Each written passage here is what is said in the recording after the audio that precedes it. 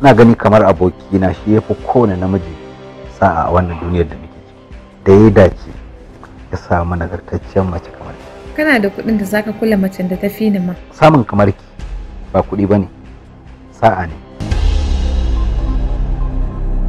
Ina so mu hakura da magana auren mu. Hasina wai lafiya kuwa? Kunnuwanki suna jan abin da bakinki suke faɗa kuwa? Sanji, ka hakura kawai. Lalle Hasina baki da imani. Tun a baki azabtar da shi ba sai yanzu da aske zo gaban goshi? Komai yayi zafi maganin sa Allah. Kowa yayi da kyau zai ga da kyau.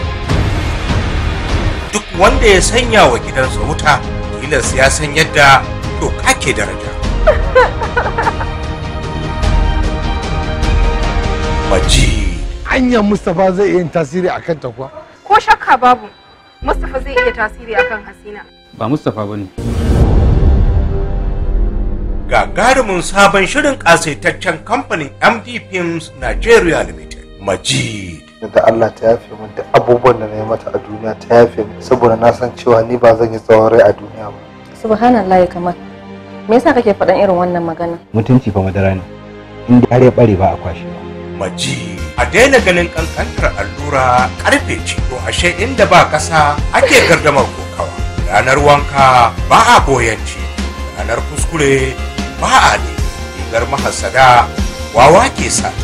Maji. Ni fa akwai wanda nake zargi. Wa ke zargi? Wannan abin da ka aikata mummunan kuskure ne wanda har iya rayuwanka ya zama tabo a gare ka. Dan Allah kai.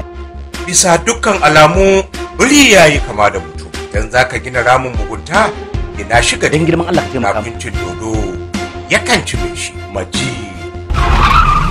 Labari da tsarawa Hassan Toran Giwa. Shiryawa Abba Sadu. Mataimakin mai bada umarni Abadan Bazau. Bada umarni Inusa Ma'azu.